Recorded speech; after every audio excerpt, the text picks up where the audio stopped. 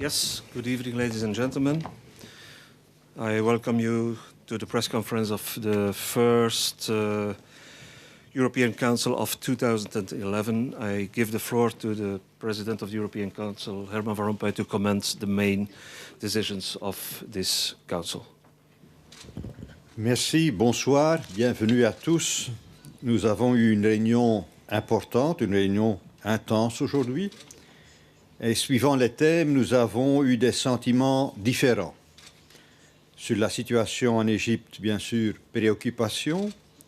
En ce qui concerne notre travail sur l'énergie et l'innovation, optimisme. Et pour renforcer enfin notre union économique et monétaire, détermination. So today we discussed the dramatic events at Europe's southern borders, and we adopted a strong political declaration on Egypt and the region. All members of the European Council are deeply concerned by the situation in Egypt. The public squares where a fight for freedom is taking place are close to us all.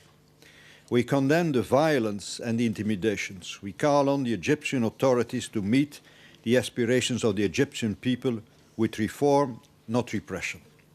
An orderly and expeditious transition should begin right now.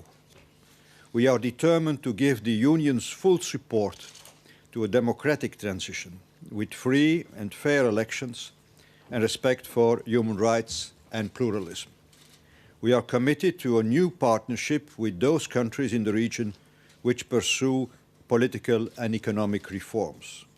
We have asked the High Representative to convey these messages on the forthcoming visit to Tunisia and Egypt. The European Union will develop a support package for the region and rapidly adapt the instruments to promote social and economic development in the region. Second topic was on energy and on innovation. Rather than having general discussions about competitiveness, we decided for this meeting to focus on two key policies, energy and innovation.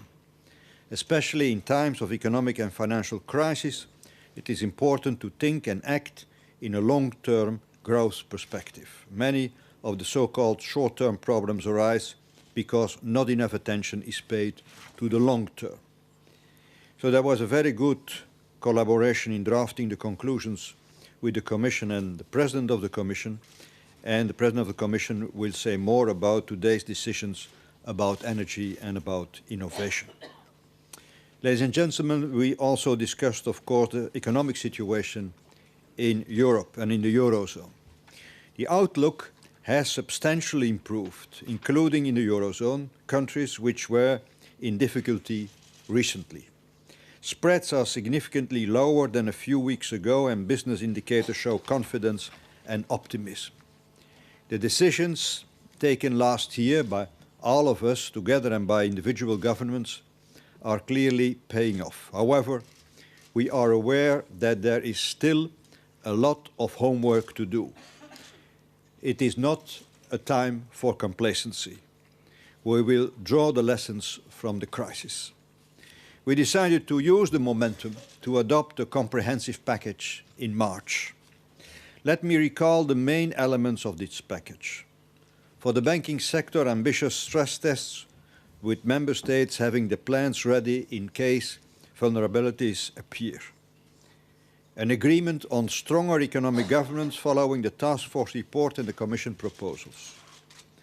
Concrete proposals on strengthening the temporary stability facility so as to ensure the necessary effectiveness to provide adequate support.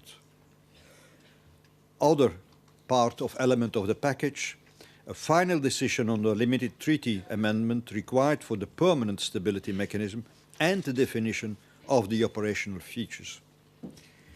Other point, the implementation of existing programs in Greece and Ireland, and the implementation in the Eurozone of measures to strengthen budgetary positions and growth prospects.